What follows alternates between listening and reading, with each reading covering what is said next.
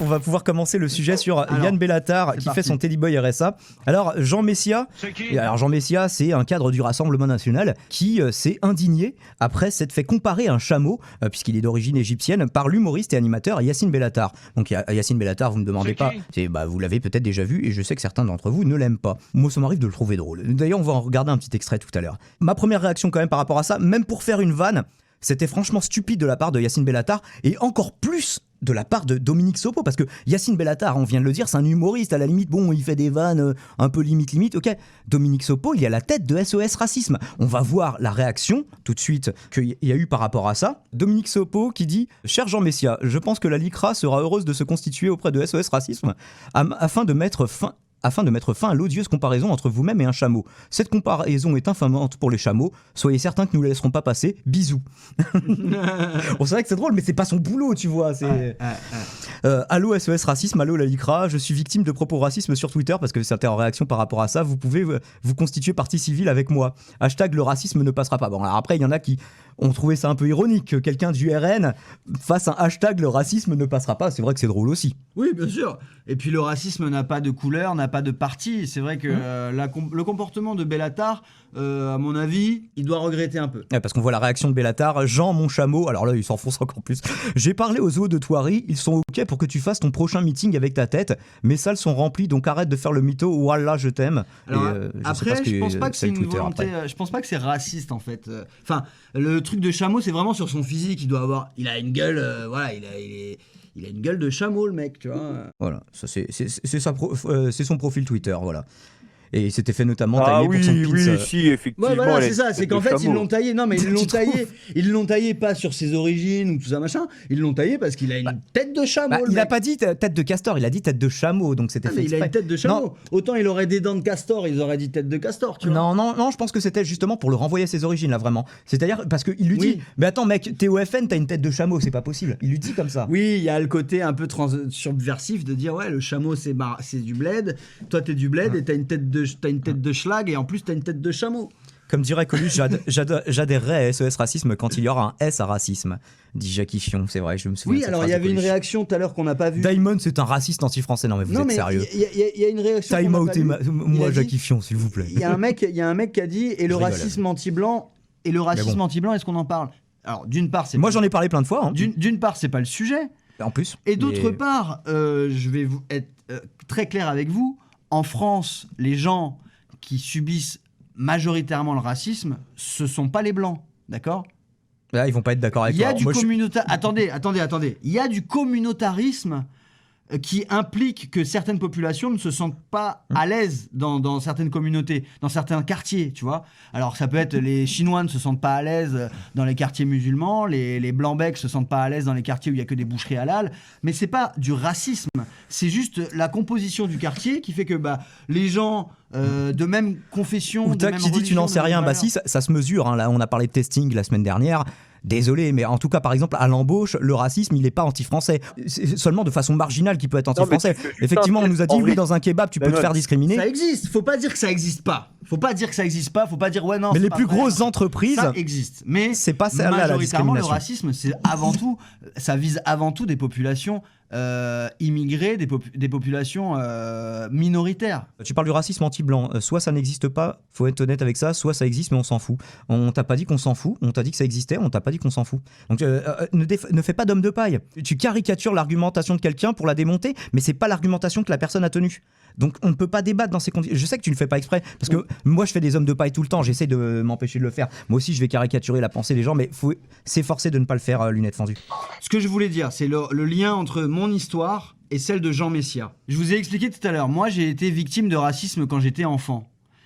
Ça m'a poussé plus tard, par réaction peut-être, inconsciente, à défendre encore plus mon pays et à être encore plus patriote que des Français blancs d'origine française, d'origine 100% française, 100% souche de blanc, de ce que tu veux, de y a pas de... Voilà. Et eux, parfois, ils crachent sur la France, tu vois. Ils disent, ouais, je vais aller vivre à l'étranger, la France, c'est un pays de merde, blablabla, alors qu'ils sont blancs, becs, de tout ce mais que ça, tu c'est veux. le syndrome Félix Marcard. Et moi, Jeunes de France, barrez-vous. Tu te souviens de ça ? Moi, j'ai toute ma famille du côté de ma mère, c'est la France. Du côté de mon père, c'est le bled. Et alors là, par contre, on va voir la suite que Bellatar a donnée en spectacle. Il a débriefé Balance ton poste, donc on va regarder ça tous ensemble. Et normalement, il n'y aura pas de problème de droit. C'était l'émission marrante, hein, Balance ton poste. Moi, je connaissais pas. Et Hanouna, il m'a dit, viens, il m'a pas expliqué les règles. En fait, bah, c'est le zoo, en fait. C'est le zoo. Moi, je suis la viande. C'est ça l'émission là. J'avais l'impression d'être la vachette d'Interview. Non mais moi, ils m'appellent que pour la bagarre, les gens. Ils m'appellent jamais pour une interview sympa. Donc j'arrive, Eric Nolot, miskin. Voilà, j'habite à 100 mètres d'une mosquée. On s'en bat les couilles, frère. J'habite à 50 mètres du Moulin Rouge, je fais pas du fraîcherie encore. Qu'est-ce que Jean Messiha, donc Jean Messiha, c'est un Égyptien copte. Qui donc est au Front National. Et moi, je l'aime beaucoup. Vous avez vu que j'étais heureux de le voir. Pour moi, c'est la femme à barbe, la tête de ma mère. Des fous, toi, c'est un rebeu au FN. Les fachos, ils doivent le regarder en disant, viens voir, fiston, regarde, ça va, Jean? L'autre, il va dire, oui. Et justement, lunettes tendues, c'est de ça qu'il parle. J'aime la France. Oh, super, prends une photo. L'autre, il vient. Et le caricature, évidemment. C'est son boulot. Et moi, je l'appelle Chameau. Et depuis que je l'appelle comme ça, là, ça fait 2 jours, il m'a dit, t'arrêtes parce que tout le monde m'appelle Chameau. C'est drôle ça ou pas? Tous les gens disaient, Chameau, il connaît pas son nom. Cet enculé. J'ai un peu niqué sa carrière. Et lui, il me parle et tout. Et tu sais, moi, je dis pas qu'il n'y a pas de rebeux et de renois au FN. Il y en a. Mais on sait pas, nous, les Arabes et Noirs, être racistes. C'est vrai, on sait pas. Tu sais, même t'es raciste, t'es arabe ou noir, à la fin, il y a un allez, reste dîner qui, tu vois, c'est en nous, quoi, tu vois, je t'aime pas, mais dors ici. Et moi, c'est ça que j'ai envie de dire à Jean, t'as pas la tête, tu sais, et en plus, moi, je l'ai eu parce que Jean, vraiment, c'est un mec du FN. Tu sais, il dit, je suis un mec du FN, mais pas du tout, parce qu'à la fin de l'émission, vous avez vu, j'ai fait un selfie avec lui. Tiens, comme ça, mais de Britney Spears, ça. Et normalement, si t'es au FN, tu fais pas de selfie avec un bougnoul comme moi. Ah, mais non. Jamais je ferais un selfie avec un skinhead. Tu vois, et lui, il était comme ça, il dit, oui, d'accord. Tu vois, ben moi, je suis. Il y a un truc sur lequel il sera pas d'accord, quand il dit les Arabes ne peuvent pas être racistes. Moi, non, mais moi, ce qui Même me débecte dans le comportement de Yacine Bellatar, et pourtant, je le trouve pas, je trouve pas spécialement drôle, mais. Il y a des moments où t'as rigolé aussi. Je trouve qu'il surjoue souvent sur Nova.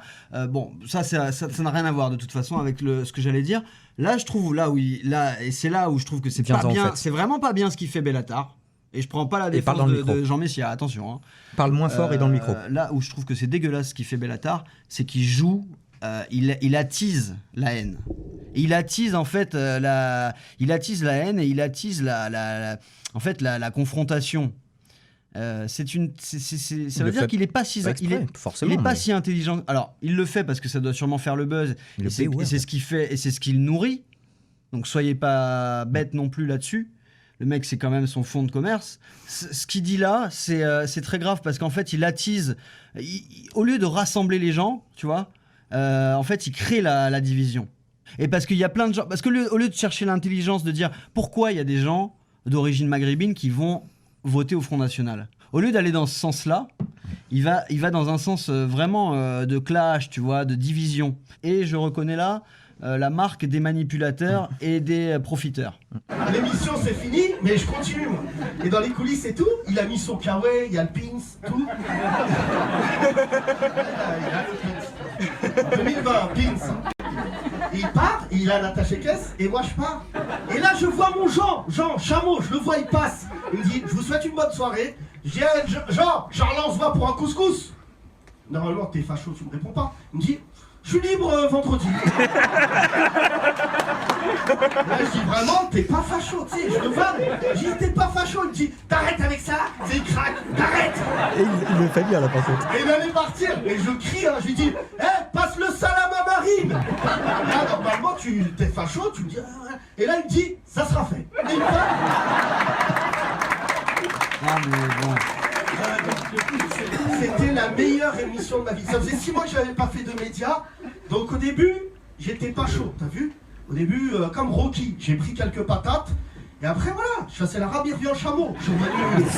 Et là, ça fait 2 jours, je peux plus sortir. Le nombre de messages que j'ai reçus, Instagram, tout ça, c'est les gens, ouais, voilà, on a gagné. Comme si j'étais... Tu vois, quand je dis on n'est pas dans un match de foot, Tu peux arrêter là. le débrief Quelles sont par les Bellatar. réactions sur le chat Les réactions sur le chat, oui, c'est chiant, c'est pas drôle, mais autre chose. Enfin, arrête, c'est long. Tu vois, ils sont tous en train de dire c'est pas drôle. Arrête. Bellatar a choisi son En vrai, camp, objectivement, il maîtrise quand même la scène. C'est simplement parce que, après, je comprends. C'est-à-dire que, par exemple, moi, quand t'es dit, il va faire Jean-Michel le chameau. Ah oui, il y a Jean-Michel. Il y a Jean-Michel quand même. Wallah, salut les gars. Aujourd'hui, il n'y a pas d'histoire Bassem machin. Ça va être les musulmans, ils sont tranquilles ce soir. Mais je suis là quand même pour voir si on veut parler de moi, si vous avez des questions pour intégrer l'islam, la shahada. Dans son live, j'aime bien Teddy, mais je trouve pas ça drôle parce que je trouve ça dérangeant, tu vois. Et du coup, eux, ils trouvent que ses propos sont dérangeants, donc ils ne peuvent pas trouver ça drôle. Tu sais pourquoi ils trouvent pas ça drôle? Moi, je sais pourquoi vous trouvez pas ça drôle. Parce qu'en fait, Yacine Bellatar, au lieu de se positionner comme un humoriste au-dessus du clivage politique, il est dans le clivage politique. J'aimerais bien savoir aussi ce que Romy en a pensé, s'il a suivi un petit peu. C'est débat stérile, ça. Ah bah, c'est des pas du jour, bactéries. Te demander qu'est-ce que t'en as pensé, c'est pas un débat, c'est juste ton avis. C'est du réchauffé. Là où Bellatar, il est con. Alors je parle même pas de Messia, lui c'est pas un humoriste, mais on parle de Bellatar là.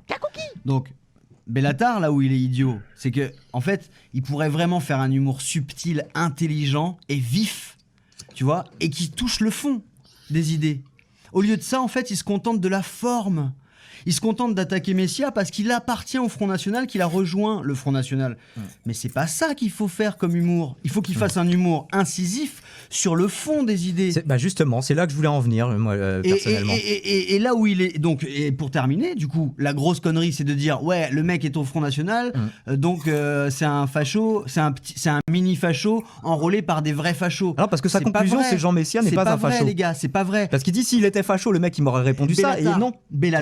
Bellatar, la question qu'il doit se poser pour évoluer et faire grandir son humour, c'est de se dire pourquoi il y a des gens de ma communauté, entre guillemets, d'origine d'Afrique du Nord, etc. En fait, Bellatar, il le traite d'idiot utile du FN, finalement. Pourquoi ces gens-là rejoignent le Front National? Et c'est sur cette problématique-là qu'il devrait faire son humour. Pas sur le diviser, la confrontation, le clivage, la stigmatisation, ou comme tu disais sur le chat, de se moquer des petits, etc. Jean Messia, il est pas petit, c'est un des plus gros partis de France. Là, je trouve où il est mauvais, Bellatar, c'est qu'il est dans la moquerie, dans du un peu du premier niveau, alors qu'il a l'intelligence. Moi, je l'ai entendu parler, Bellatar, sérieusement, interviewé sur Sud Radio. Ce mec-là est pas con. Il a une intelligence, il sait lire, etc. Mais là, il est dans le business, il est dans le fonds de commerce, il est dans l'humour pour gagner du pognon. Et du coup, il n'a pas encore le talent pour aller au-dessus. Jolie démonstration d'amalgame, du coup, sur le coup de Jacques Hifion, Bellatar égale Benalla égale dehors. C'est un cas d'école. Classique. Il se contente de dire Messia, il est facho, wallah, il a pas dit non à un couscous. Bah non, il te dit, justement, il fait que répéter à la fin, normalement un mec facho, il aurait fait ça, et bah pas lui, tu vois, justement. Donc il te dit, et en fait, il peut pas être facho, Jean Messia. D'ailleurs, il te dit même, les Arabes ne peuvent pas être fachos, et Jean Messia est un Arabe. Donc du coup, dans sa conclusion, bah non, ça te contredit sur le coup, Gentil Porcelet. Moi, justement, j'avais une conclusion un petit peu calée dans ce sens-là. Alors, j'avais tiqué sur les Arabes ne peuvent pas être racistes. Bon, bah, comme on l'a dit, le racisme n'a pas de couleur, malheureusement. Hein. C'est aussi universel comme la connerie, comme j'aime le rappeler. Moi, l'autre truc qui m'avait fait tiquer, c'est t'as pas la tête pour être au FN. Donc, il sous-entend que le Rassemblement national, c'est ce que je disais en parlant d'idiot utile, se servirait de lui uniquement pour se dédiaboliser, mais que les adhérents du parti, eux, ne peuvent pas vraiment l'accepter, justement à cause de ses origines égyptiennes. Alors que c'est faux, il existe une partie de l'extrême droite qui... Ça fait 20 ans qu'il y a des Arabes et des Noirs qui votent Front National, oui. Qu'est-ce que c'est que ces conneries? Et on l'entend souvent, moi je l'ai souvent vu sur mon chat, oui, Tepa, pour moi il est plus français que les Blancs, etc. Donc il existe une partie de l'extrême droite qui est tout à fait prête à accepter, c'était pas pour parler du gars sur le chat en l'occurrence, mais c'est quelque chose que j'ai souvent entendu dans une partie de l'extrême droite, qui sont prêts à accepter des Maghrébins en leur sein. En fait, pour peu que ces Maghrébins, ils disent il faut dégager les Arabes de France, tu vois. Dans ce cas-là, on les accepte plus facilement. Mais lecture, et l'islam. Il aurait pu très bien vraiment faire quelque chose de mieux que ça. Mais en fait, ce qui me déçoit, tu vois, c'est que il utilise. Par rapport à Romanov, moi, quand je l'ai écouté parler sérieusement, pas de faire de l'humour. En fait, il dénonce le système politique actuel. C'est un mec qui a compris que on se faisait baiser. arabes, noirs, pauvres, classe moyenne, travailleurs, chômeurs, on se fait tous baiser, 95% des Et là, gens. il parlait pas du tout de ça, là. Non, mais Bellatar, ça par contre, il le dit. Et il a une vision politique assez lucide sur la situation française, et générale d'ailleurs dans le monde. Et par contre, ce qui est bizarre, c'est que dans son humour là, de sketch, là, de stand-up, il utilise en fait tous les codes du système qu'il dénonce. J'ai envie de citer Bossuet, les hommes... Comment ça, ils sont prêts? Le FN est le premier parti à avoir accepté un arabe musulman à la députation dès les années 50. Oui, Jean-Marie Le Pen se vante souvent de ça. Il dit c'est moi qui ai mis le premier arabe député en France. Mais ça, c'est la technique du mais ah oui, j'ai une amie qui est encore plus noire qu'un arabe et j'adore le couscous. Tu vois ce que je veux dire? Après, le mec, c'est un humoriste. Hein, il n'est pas là pour faire des débats de fond. Mais... Je veux dire, Jean Messia, attends, laisse-moi poursuivre parce que je te laisse faire des grands tunnels, mais tu pouvais l'attaquer sur autre chose que sa gueule, Jean Messia. Ouais. Le mec, il relaie la théorie du grand remplacement. Justement, on a parlé, on a introduit le grand remplacement et on fera une émission spéciale là-dessus. D'ailleurs, Romuald, si tu veux, puisque c'est toi qui m'avais dit de m'intéresser au sujet, est-ce que tu voudrais participer à cette émission? Oui, avec, nickel. avec Grand plaisir et grand remplacement du coup. intérêt. Et du coup, voilà, Jean Messia, lui, par exemple, il valide la théorie du grand remplacement et il juge l'islam incompatible avec la République. Tu t'aurais pu aussi l'attaquer un petit peu sur le fond et faire des vannes là-dessus, tu vois. Mais après, c'est vrai que bon, quand t'es là pour faire du stand-up, ça s'y prête pas forcément et que c'est plus facile de faire des blagues sur la gueule des gens, tu vois. Mais bon, c'est aussi un petit peu facile, tu vois. Ouais, Et donc, dommage. Enfin, moi, c'est un petit peu ma conclusion de cette histoire.